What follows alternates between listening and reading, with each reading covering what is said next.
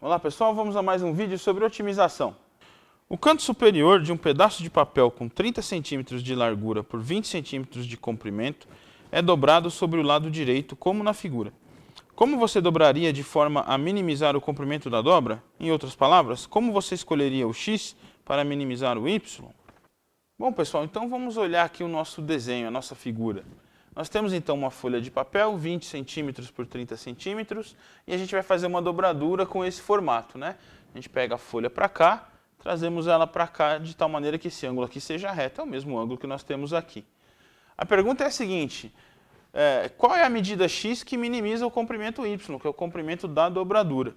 Então a gente precisa, como todo problema de otimização, encontrar qual é a função que modela o problema, depois verificar a relação entre essas variáveis e depois fazer a otimização. Bom, nós queremos minimizar esse comprimento y, né? Então eu vou ter que nomear algumas variáveis aí. A gente sabe que essa dimensão é 20, o enunciado nos deu que essa dimensão é x, então eu posso vir aqui e marcar aqui 20 menos x.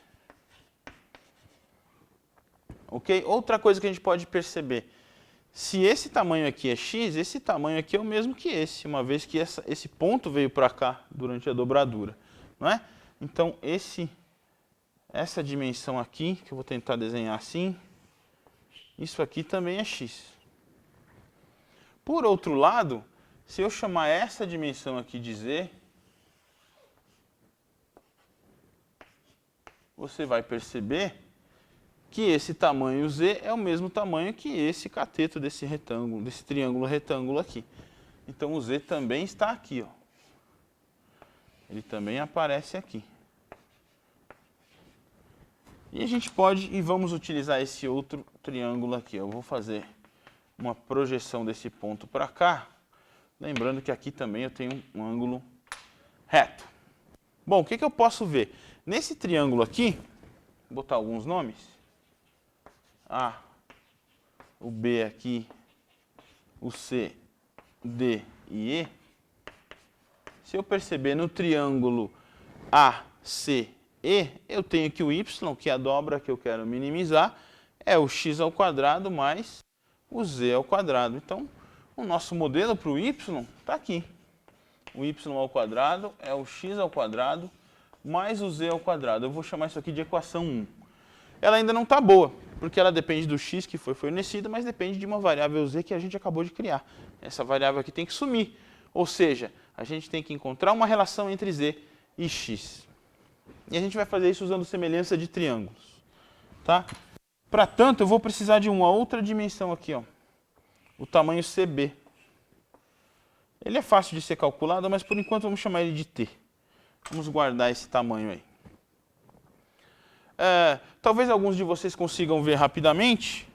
Eu certamente não, mas você tem aqui dois retângulos semelhantes. Este e este. O triângulo ABC semelhante ao triângulo CDE. Eles compartilham dois ângulos retos, e esses outros ângulos aqui também. Portanto, compartilham os três ângulos, né? De fato, esse ângulo aqui é igual a esse ângulo aqui. E vamos dar uma redesenhada nisso. Vou demonstrar para você que isso realmente é verdade. E a gente vai usar a semelhança para ligar o z com o x. Olha só. Então eu vou fazer aqui um esboço rápido daqueles triângulos. Alguma coisa assim que nós temos ali. Aqui é o ponto E. Aqui é o D, C, B e o A. O que eu vou olhar para cá? Olha. Vamos pensar nesses ângulos. Por exemplo, aqui eu vou chamar de alfa, esse beta, esse aqui gama, por exemplo, e esse teta. O que eu quero mostrar é que o alfa é igual ao gama, para a gente poder fazer a semelhança desses dois triângulos. Algumas continhas básicas aqui, veja, a gente pode escrever que alfa mais beta tem que dar 90 graus, uma vez que alfa mais beta mais o ângulo reto aqui tem que somar 180, pois estamos num triângulo. O mesmo eu posso escrever no triângulo ABC. O gama mais o teta também dá 90. gama mais θ também 90 graus. E se eu observar que aqui também eu tenho um ângulo reto, eu sei que beta mais 90 mais gama tem que dar 180 graus. Ou seja, beta mais gama, ou gama mais beta, tem que ser 90 graus também. Então, a partir dessas três equações, a gente pode olhar para a primeira e para a terceira. Alfa mais beta igual a 90. Gama mais beta também é 90. Então, sai rapidamente que alfa é igual a gama. Então, realmente, esse ângulo aqui é igual a esse e, consequentemente, o beta também é igual ao θ. Todos os ângulos são compartilhados por esses dois triângulos. Então, realmente, são semelhantes. Então, olhando para isso, eu vou olhar para a semelhança entre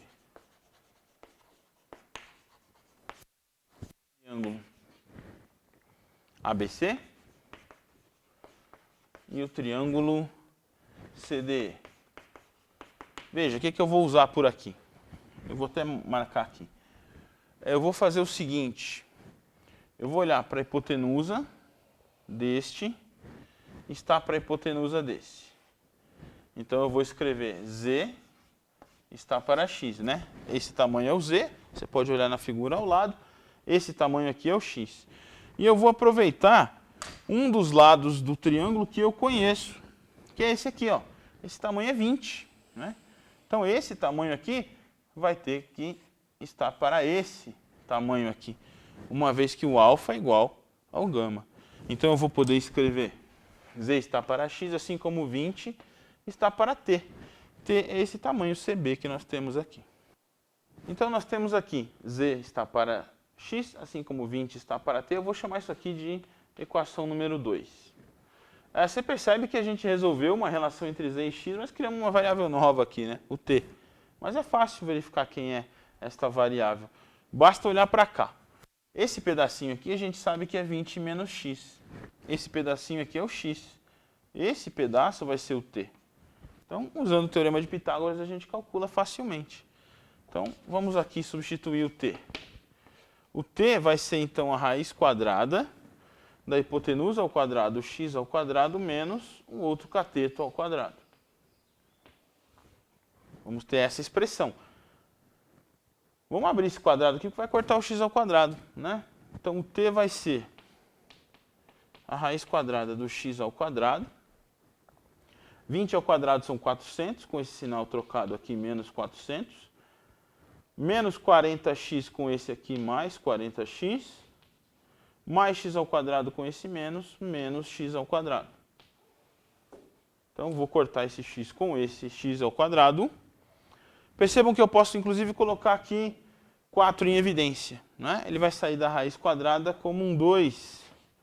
Então, eu vou ter 2 vezes a raiz. E aí vai sobrar aqui. Botei 4 em evidência, vai sobrar, então, menos 100. E aqui sobra 10x, não é? Então, eu tenho aqui 10x menos 100. Vou chamar isso aqui de equação número 3. E agora? Agora eu vou substituir a terceira na segunda para a gente finalmente descobrir qual é a relação entre o z e o x. Então vamos lá. Eu tenho aqui 3 em 2. Então quem é o z? O z, na verdade, é 20x sobre t. Então, eu vou ter 20x dividido pelo t, 2 vezes a raiz de 10x menos o 100. Vou fazer essa simplificação. Então, o z vai ser 10x sobre a raiz quadrada de 10x menos 100. Finalmente, eu tenho aqui a relação que eu vou chamar de relação número 4. Agora, eu tenho a relação entre z e x. Essa é a equação que relaciona as duas variáveis. Finalmente, eu posso voltar, então, no modelo número 1. O que a gente vai ter? Se eu pegar a equação 4, substituir na equação 1. Então, eu vou ter y ao quadrado igual ao x ao quadrado, mais o z ao quadrado. O z nós temos aqui.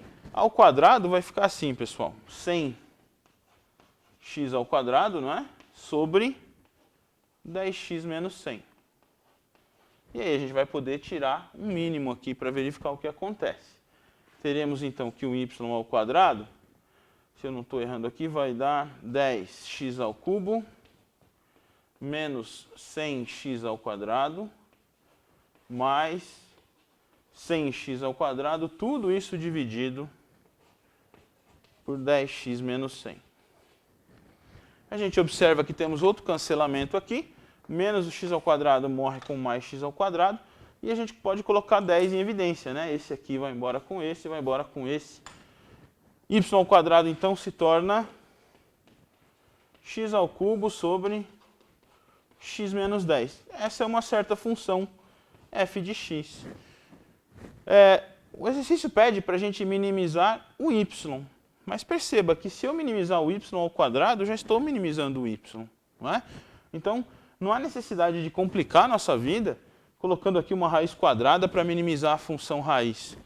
É evidente que você pode escrever algo assim. O y vai ser a raiz quadrada da função f que eu criei ali. Você pode chamar essa função de g, por exemplo. Mas o meu argumento é o seguinte. Minimizar g equivale a minimizar a f. Então eu vou pensar em minimizar apenas a função f, ok?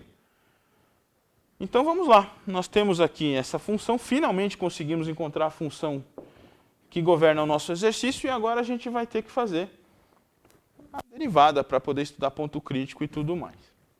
Então me ajuda a fazer aqui a derivada f' de x. Regra do quociente. X ao cubo sobre x menos 10. Vamos derivar a primeira. 3x ao quadrado vezes o x menos 10 menos a segunda sem derivar, que é o x ao cubo, vezes a derivada da primeira, da segunda, que é 1. Tudo isso dividido por x menos 10 ao quadrado. Então vamos ver o que dá para fazer aqui, gente. O f' de x vai ficar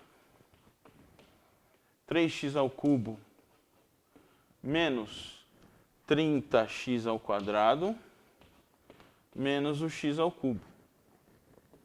Tudo sobre x menos 10 ao quadrado. Bom, nós temos aqui 3x ao cubo menos o x ao cubo, são 2. E eu posso colocar um x em evidência, né? Inclusive, colocar um x ao quadrado em evidência. Então, f' de x, se eu botar x ao quadrado em evidência, nós vamos ter aqui 3x ao cubo menos x ao cubo são 2, então é 2x menos 30. Tudo isso sobre x menos 10 ao quadrado. Bom, então essa é a nossa expressão para a derivada depois dessas simplificações. A gente tem que procurar pontos críticos agora. Você percebe aqui que nós temos três pontos críticos se você for bem rigoroso. X igual a zero, porque anula a derivada.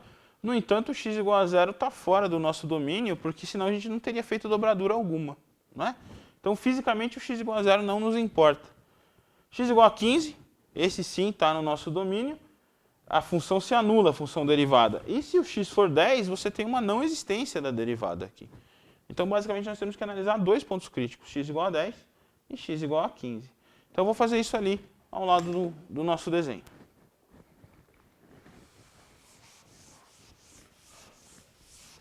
Então, os pontos críticos de interesse para nós, não é? Uma vez que eu volto a lembrar, esse x aqui tem que ser maior que zero, senão você não vai fazer dobra alguma. Então, os pontos críticos são x igual a 15, que veio do fato de que a derivada calculada em 15 dá zero, e x igual a 10, que veio do fato de que não existe a derivada no ponto 10. E a gente precisa estudar, então, o sinal desse negócio, não é? Só que para estudar o sinal disso aqui está fácil. Vou voltar ali um pouquinho. A gente percebe que esse cara aqui é sempre maior que zero. Esse aqui também. De forma que o sinal da derivada depende única e exclusivamente de 2x menos 30, que é uma reta crescente, não é? Então a gente vai ali, vamos fazer o estudo de sinal. O f' de x, eu vou marcar aqui os pontos de interesse. Eu tenho 0 aberto, eu tenho 10 aqui, tenho 15 aqui. A reta é a 2x menos 30, né? Que comanda o sinal da derivada. 2x menos 30 é uma reta que faz isso, cruza aqui no 15. Então, aqui eu tenho sempre sinal negativo, negativo e aqui positivo. Então, olhando para o sinal da derivada, a gente conclui sobre o crescimento da função f. E o decrescimento também. Então, vamos ter aqui 0, 10 e o 15. Aqui a função decresce, decresce, aqui a função cresce. Então, de interesse para nós é o ponto de mínimo, a gente quer minimizar a dobra. Veja que x igual a 10, embora seja um ponto crítico, não é nem máximo, nem mínimo. Então, a gente vai vir para cá. Esse aqui realmente é um ponto de mínimo local. E, na verdade, essa é a resposta para o exercício, porque o exercício pedia como é que você escolhe o x para minimizar o y. Simples. Faça x igual a 15 centímetros. Se você quiser calcular o valor do y, basta substituir o valor de x nos modelos que a gente construiu até o momento. Ok? Então esse exercício é um pouquinho mais complicado, mas que cobre bem a parte de otimização. Até a próxima, então. Muito obrigado.